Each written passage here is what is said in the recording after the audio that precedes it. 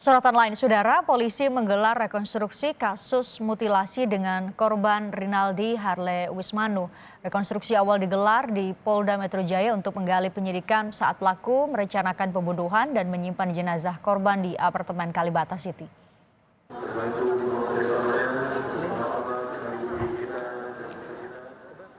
Dua tersangka dihadirkan untuk mengetahui awal perkenalan dengan korban dan bagaimana akhirnya pembunuhan direncanakan untuk menguasai harta korban. Polisi sebelumnya menyebut pelaku perempuan atau tersangka perempuan dan korban sepakat bertemu di apartemen kawasan Pasar Baru, Jakarta Pusat.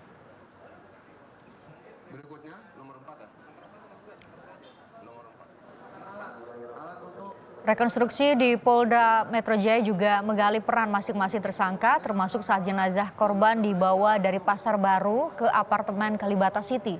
Dari keterangan polisi, jenazah korban disimpan sementara di apartemen sambil pelaku menyiapkan pemakaman korban di wilayah Depok, Jawa Barat.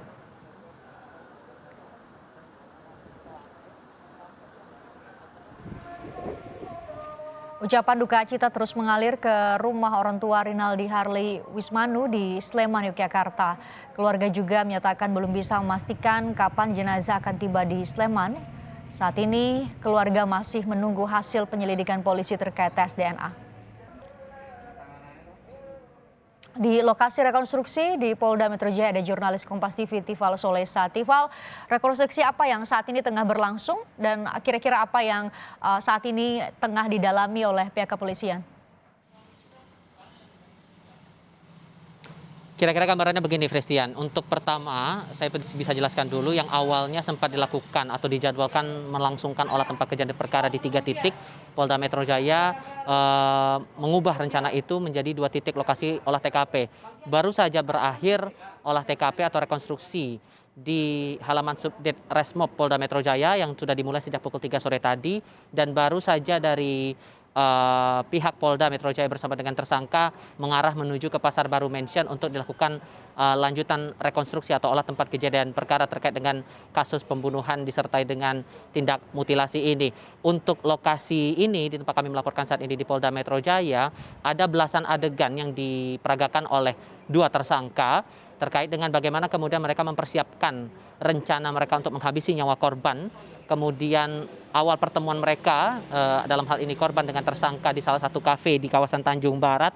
Kemudian dilanjutkan lagi dengan reka adegan berkenaan dengan pasca kejadian perkara.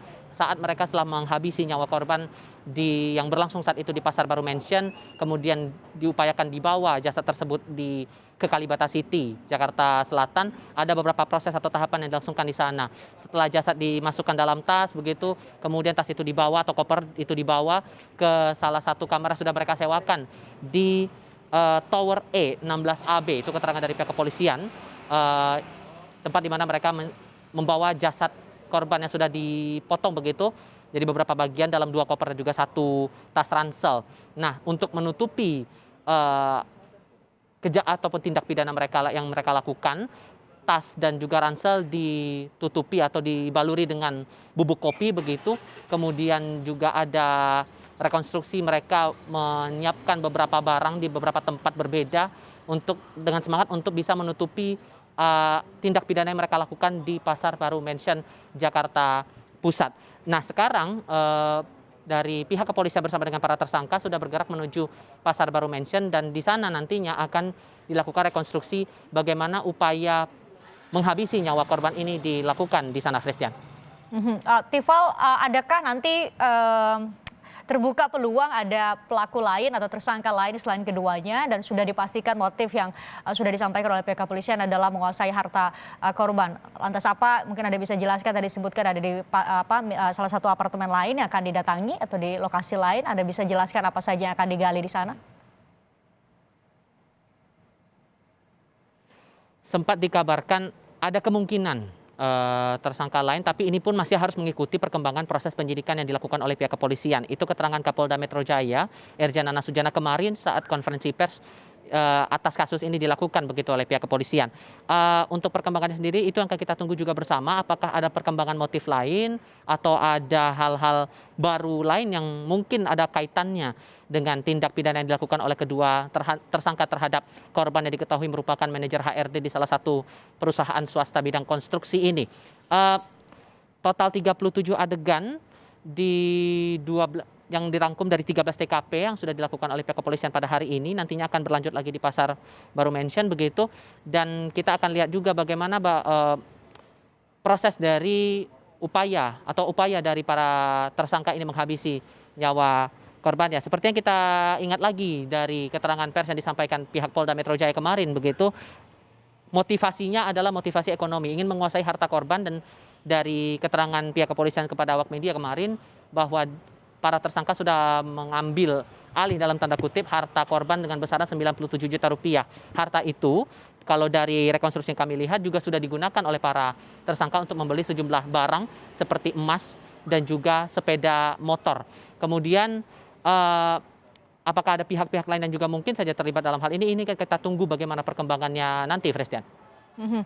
Tifal, tadi sudah saya sampaikan ke pemirsa juga bahwa pihak keluarga tengah menunggu hasil DNA. Lantas sudah adakah pernyataan dari pihak kepolisian kira-kira kapan hasil DNA atau tes DNA dari korban bisa keluar sehingga bisa dipastikan identitas korban?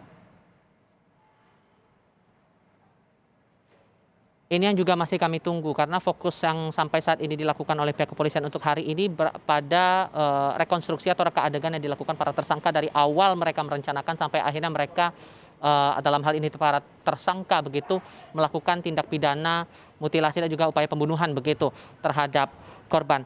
Sebagai pengingat saja bahwa tersangka ini dijerat 3 pasal yang tertuang dalam Kitab Undang-Undang Hukum Pidana karena melakukan upaya pembunuhan berencana dan berujung pada mutilasi begitu dengan ancaman maksimal pidana hukuman mati. Untuk hasil tes, kemudian perkembangan kasus dan hal lain-lainnya ini juga masih akan kami tunggu, terutama dari pihak penyidik Polda Metro Jaya. Fistian. Ya, jurnalis Kompas TV Tifal Solesa bersama dengan juru kamera Febri James melaporkan langsung dari Polda Metro Jaya. Terima kasih.